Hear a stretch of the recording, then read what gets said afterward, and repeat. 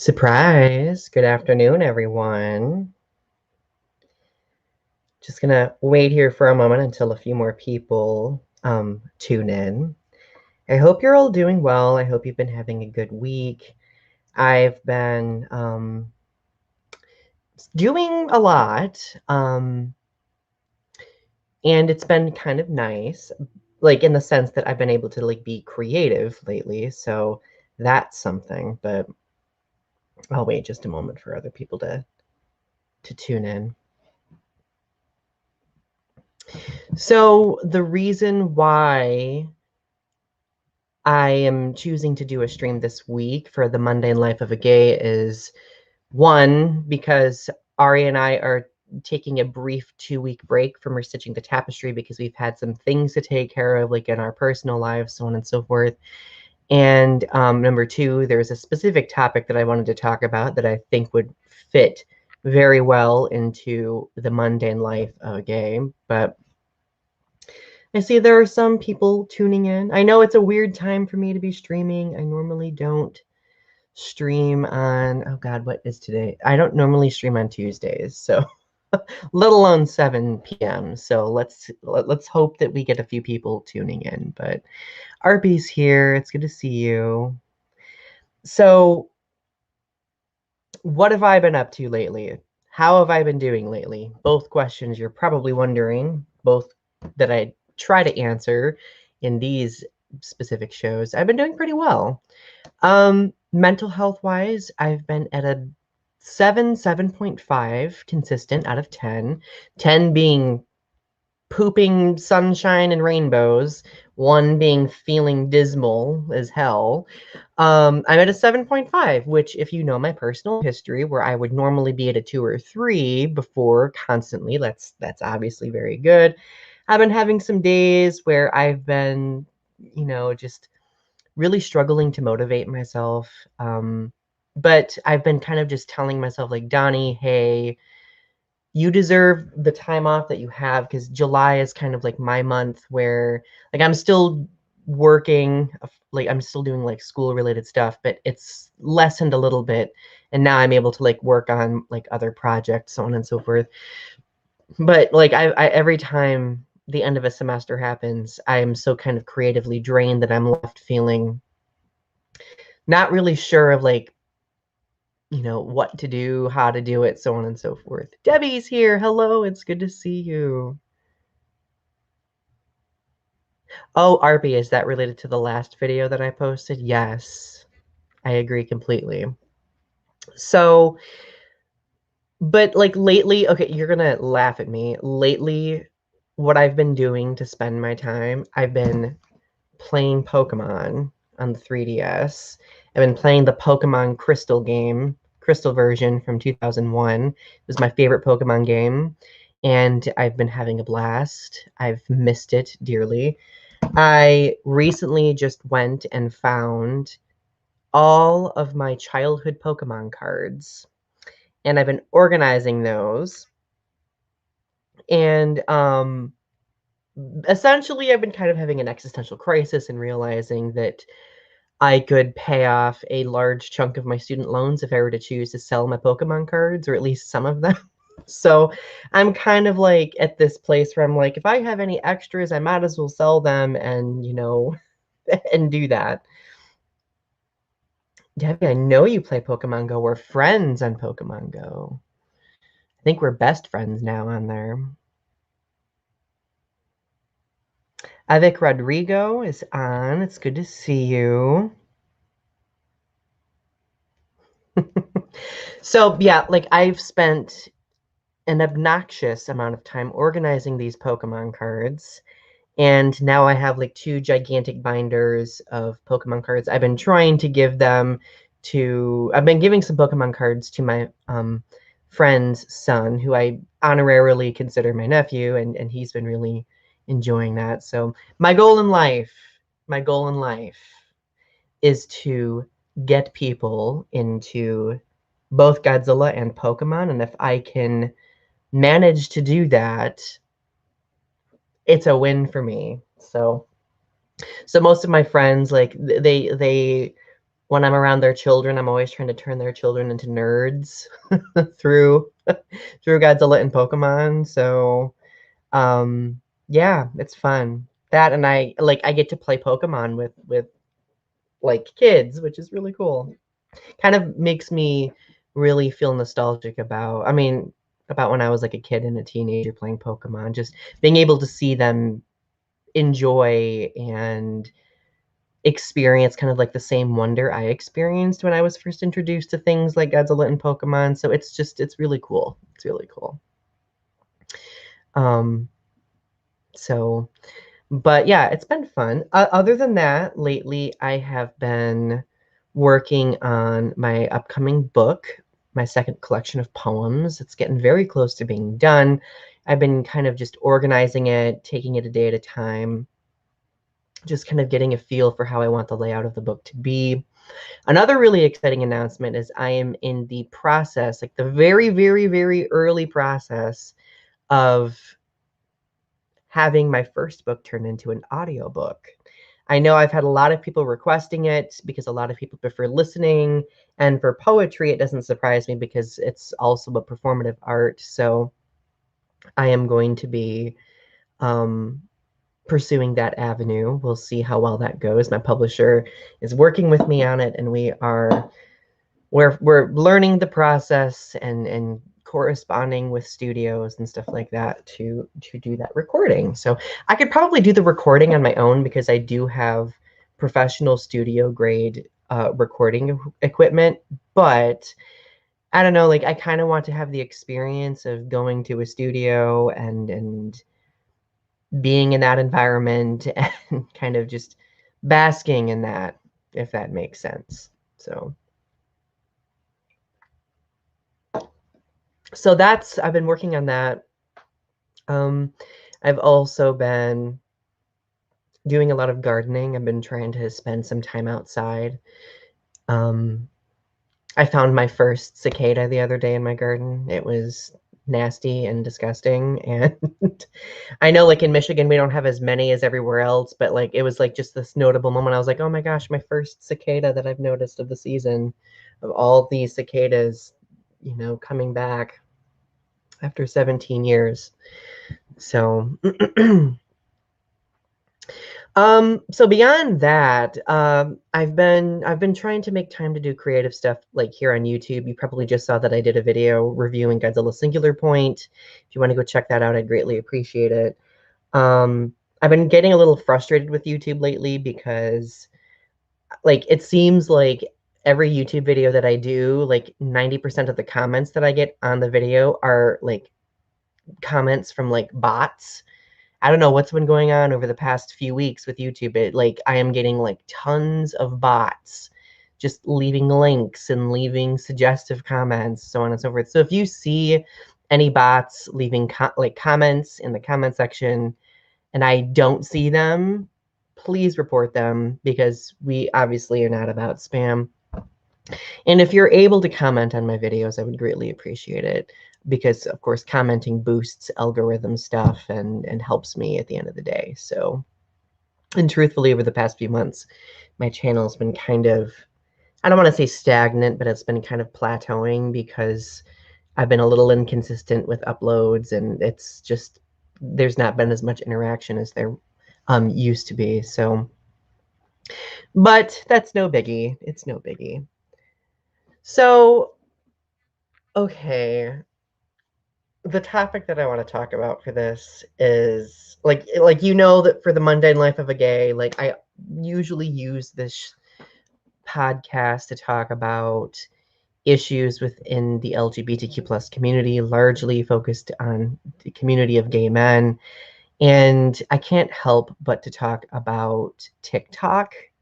I've been using TikTok for like a year now, and I really enjoy it. I do enjoy kind of like just going down that wormhole of just scrolling through videos and just being stuck doing it for hours and hours.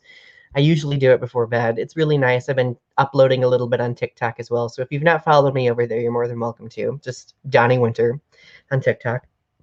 Um, but for some reason over the past week, like my For You page on TikTok, because it reacts to an algorithm. It's been really focused on the gay section of TikTok. So like a lot of like different LGBTQ plus creators on TikTok have been popping up on my stream, and most of them are of course gay men. And like some days it really gets to me because there are so many like fitness gurus on TikTok, like dieting, fitness. Here is how to get abs. Here is how to do a caloric deficit diet, so on. Like, oh my gosh. And like normally, because I already struggle with body dysmorphia, like sometimes it'll affect me, sometimes it doesn't. Like the other day, like I got on TikTok, was on it for like maybe 10 minutes, and then suddenly like 5 videos came up of people talking about like this type of thing. And I could not do it. I had to shut it off, so on and so forth. Now, it's not to say that people doing that is bad. Like obviously, like it's health is important. Body health, mental health, all of that is important. But it's kind of become this talking point on gay TikTok lately about how like the face of the gay community on TikTok seems to be like these fitness influencers or dieting influencers who look like they fell out of, a fitness magazine or modeling magazine. And there's nothing wrong with that. But like obviously it doesn't represent the entirety of the gay community. And of course, we see this crop up a lot in like media in general, like television, social media. TikTok is obviously just the latest example of that. And the other day was on one of these videos, and because sometimes I just like to read the comments to see who's saying what. And somebody was like, another gay person was experiencing a lot of body dysmorphia. They commented, and they were like just very discouraged. And their comment may have came off as like sounding like they were attacking the influencer, because they were like, I'm just so tired of seeing these influencers, so on and so forth. And one person responded to this comment with, well, maybe if you looked better and made more of an effort, you'd feel better about yourself. And then basically just called this person disgusting. And I guess what's really unsettling is that this isn't the first time I've seen interactions like this. Like I see a lot of gay men, unfortunately, being very, very rude about body image. And mind you, I've seen it both ways. I've also seen a lot of people shaming people who are into fitness, which is also not acceptable. There should be no shaming, in my opinion, at all. But because there are so many voices among gay men, voices that go unheard because of, body image stereotypes and insecurities and, lack of representation with the diversity of body types, like this conversation often gets swept under the rug, and it becomes very discouraging for people. And and like I know I've had people comment like, well, Donnie, why are you talking about this? You look good. You are in this place of privilege. And it's like, okay, just keep in mind that a lot of gay men of very diverse body types have experienced being shamed. Okay, because like obviously the image ingrained in all of our minds is this very specific image of hunky model that's super muscular, or like, very like that affects a lot of different body types. That affects a lot of different people. And it just continues to bring the question to my mind of, what can we do to fix this? Okay. What can we do to make body positivity and body representation a little bit more diverse and acknowledged among gay men. And of course, this could be said for all aspects of the LGBTQ plus community, but of course, I'm talking about gay men mostly because this is a very prevalent problem. And many of the gay people that I know in my own life have struggled with body image because of this ingrained conditioning that we have to look a specific way. I've seen people in my life, I've done this myself, where they have dieted to the extent where it's become a toxic behavior, where they have exercised to the extent of complete exhaustion, where they have just done a lot of different things to try to shape their body into this image.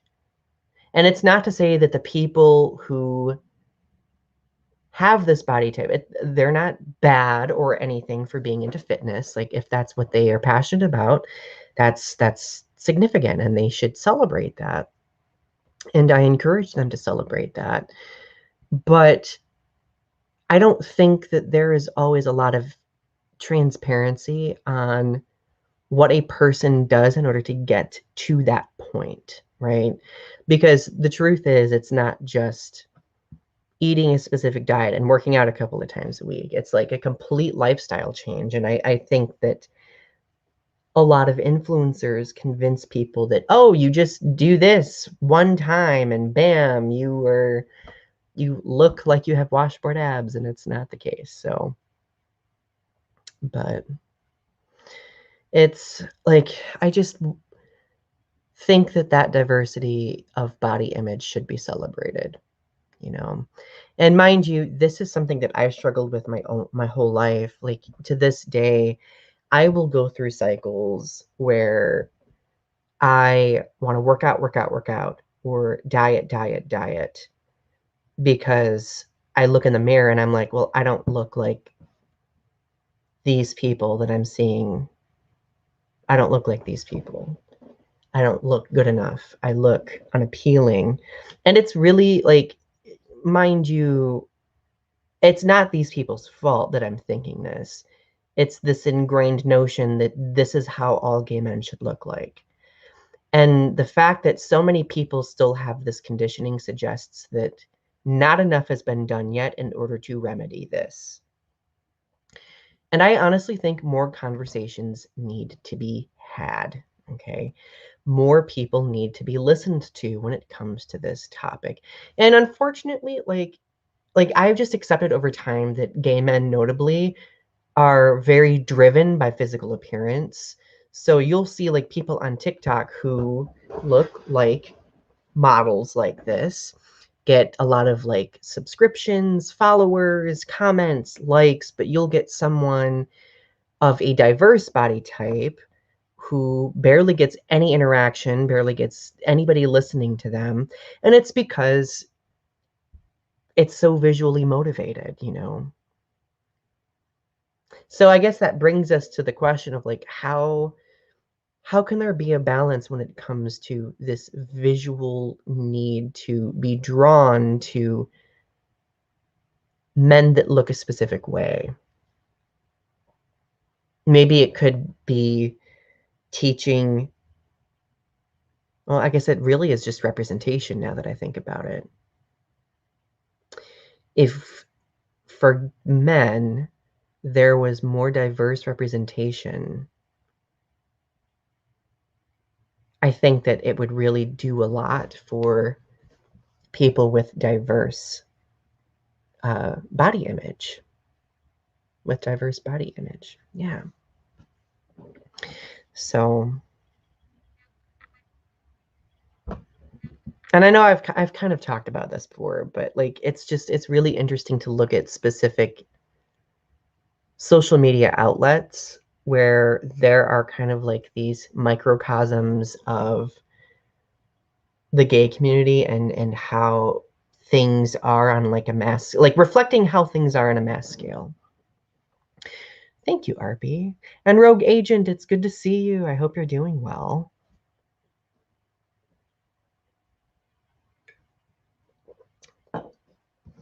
Now, like, I think, no, it's not to say that every time I've ever went on a diet or worked out that, like, looking this way, looking like these people has been my singular motivation. That's not always the case. Like, I've been in cycles where, like, I've just done it to feel good because truthfully, working out and eating healthier does make a lot of people feel better physically. And if I can and if I can focus on that, it makes it easier for me. But then again, when I look at media and not see diverse body representation, that gets very discouraging. Because I keep thinking about this from the perspective of, like, think of this as a 16-year-old or 18-year-old gay man who comes out, and their only exposure to the identity outside of themselves are these, very specific body types in media. Like, being that I was that person a long time ago, it was really difficult. I am still in my therapy experiences. I'm still talking through these types of issues. So it's not like it's something that goes away quickly. So there's just, like, I think there's been positive momentum with conversations about body image.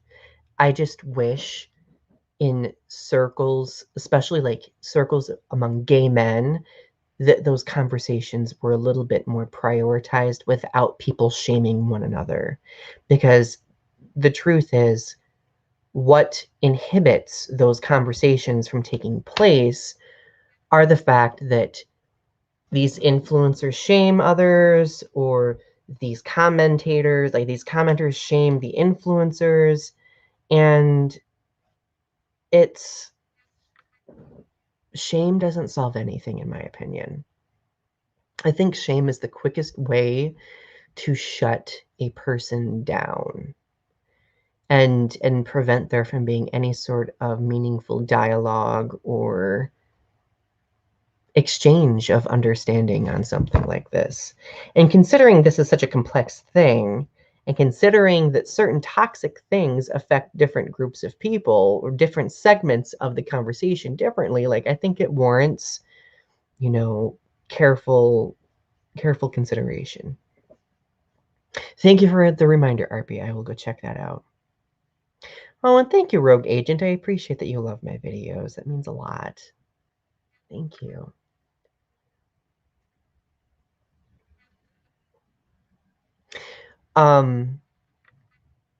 So, okay, so that's basically the point that I wanted to make for this video. I'll stay on for a few more minutes just to do some random talking, but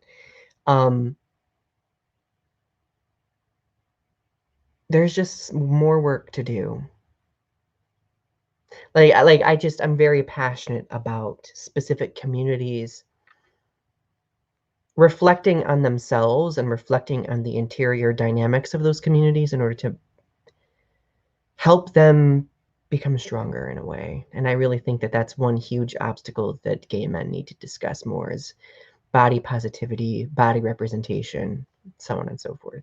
Because I firmly believe that there is a place in the gay community for all body types, and they should be celebrated and seen and not shamed in any way. So anyway, okay, so I'm off my my my rant about that. So just to give you an idea of what's to come on my channel here, Ari and I are going to be restarting. We're going to be picking up Restitching the Tapestry next week, next Thursday, so stay tuned for that. I am going to be doing a couple more Godzilla-related videos here soon. So if you are one of my Godzilla followers, you're probably going to be pretty happy about that. Rogue Agent, I'll have to go check those out. I will definitely go check those out. But I'm gonna be doing a couple more Godzilla videos here soon, and I think there's an Evanescence video I'm gonna be doing here soon. we'll see what happens. But I'm going to see if maybe I can get my friend Evanescence Fanatic back, because I had so much fun streaming with Evanescence Fanatic. That was really great. But yeah, so if anybody has any questions that you want to ask, I'm going to probably go for about 30 minutes, about 5 more minutes. So if you have any questions you want to ask, feel free to ask questions. I've been kind of just like feeling this need to like get away. Like, do you ever go through those phases where you just like want to get away for a while? I've been going through that. Like, it's not in like a bad way, just kind of I don't know, just something new, something exciting. Oh, Rogue Agent, you're so kind. Thank you. Well, I think you're amazing too. I always appreciate all of you tuning in to listen and to comment and to just be here. It really means a lot to me. So, if any of you have not watched Godzilla Singular Point yet, I strongly recommend it. If you haven't yet, like, obviously my camera will not focus. If you've not watched it yet, don't watch my prior video because there are spoilers in it. But I would definitely love to have conversations with you if you end up watching it. It's on Netflix, so that should be fun. I'm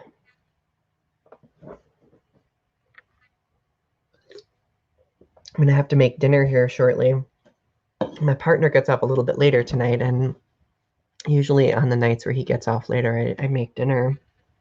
I've been trying to get him to make a cameo appearance here on YouTube, and he has not yet. And I don't know how he feels about wanting to be on YouTube. Doesn't seem super thrilled about it, so I'm not going to press him. But he has been on my TikTok. So if you do have TikTok and you want to see videos of my partner and I being obnoxious on TikTok, well, there you go. I guess you have an incentive to go on TikTok. Maybe like one of these days, I'm sure I'll get him on here to do a video with me. We'll see. But oh, Mia, I'm going to be streaming for at least a couple more minutes, so you're on time, sort of. Does anybody have any fun plans for this week or the weekend? Feel free to answer that in the comments. Oh my goodness. My allergies have been like really bothering me today. I don't know what's going on with that. You know, I think the new thing that I'm going to do, because I said that I was like wanting to get away for a while. I think maybe I just need something new to happen. And I think it might be my hair. Maybe I'll dye my hair, or maybe I'll cut it. We'll see what happens. It's been like 15 years since I've dyed my hair. I like my natural hair color, and I just don't do that very often. So,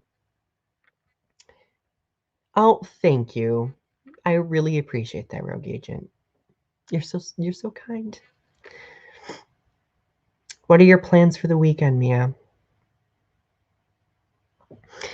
This weekend, I am probably going to just do some writing. I'm going to probably do some writing, just spend some time outside. Trying to just enjoy July to the best of my ability. Because after July is over, it's back to being super busy for me with regard to school. So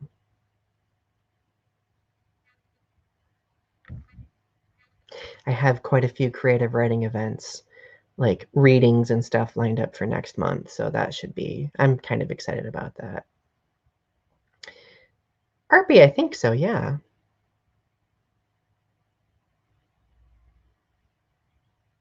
Hi, Mason. Welcome. That's a good question. So Mason asks, what's a good way to tell a stranger you want to date them? I'm spiraling thinking about it in a good way, I think.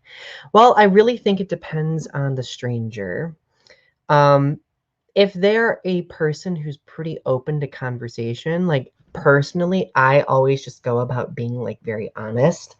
Like I just usually, like if it were me, like I would just tell the person like, hey, I really like you. Like I want to get to know you more. And usually that kind of question transitions into a confirmation from that person of being like, yes, I would like to get you to know you more in that capacity, or no, let's just be friends, so on and so forth. It's good to kind of like get that figured out, because otherwise, like, you don't want to like cling to a hope for too long and then, maybe, prevent other opportunities from happening. You're going to New Jersey, Mia. That sounds really exciting. That does sound super exciting. Well, I hope you have a safe trip. But Mason, coming back to your question, um, I also think it's important to do what you are most comfortable with doing. Like if you don't feel comfortable like directly asking somebody something like that, then don't do something that is out of character for yourself. Okay. If you are the type of person where you just prefer to like talk to somebody for a long period of time and gradually get to know them and bond on mutual experiences, then I would recommend going with that route, like whatever route is most important to you. But truthfully, at the end of the day, your feelings are valid and you have every right to express your feelings in a way that's safe for you and this person, right? So I hope that that answers your question. It's been a while since I've been in the position of telling a stranger that I want to date them. It's been a few years for me, but I've done it in a whole variety of different ways. I've written letters. I've just directly asked people. I've waited and waited and waited to see if the other person would say something. Um, I've written a poem before.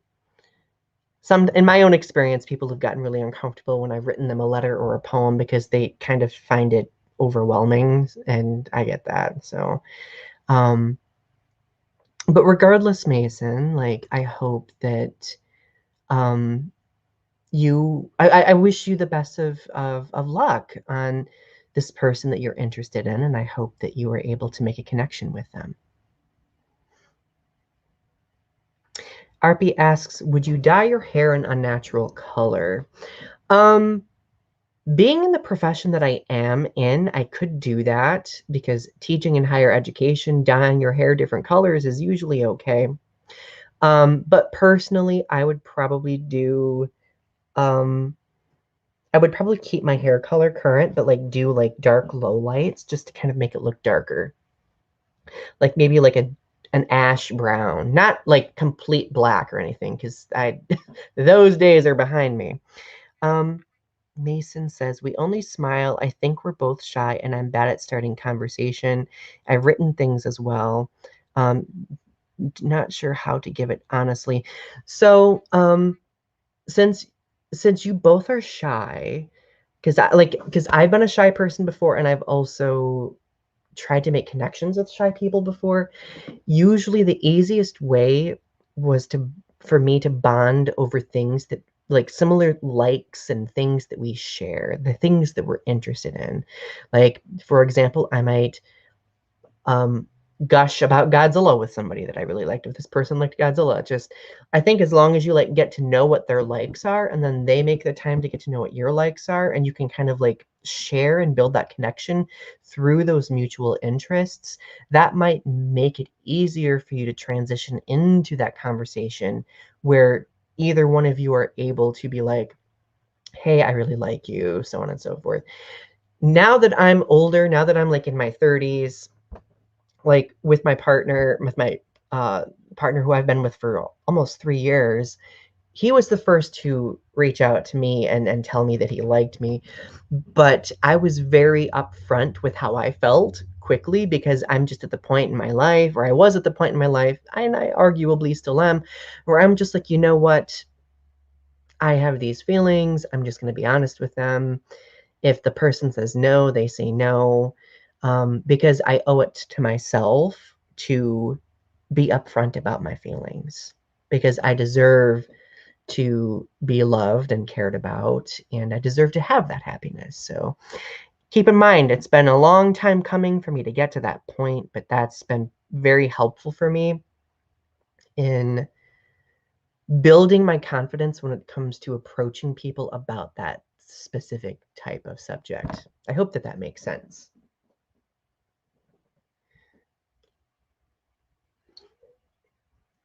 I actually really love giving dating advice because in my friend group, I was often that person. And I enjoyed it. I really enjoyed it. Oh, you're welcome, Mason. And thank you for asking. Oh, thank you, Arby.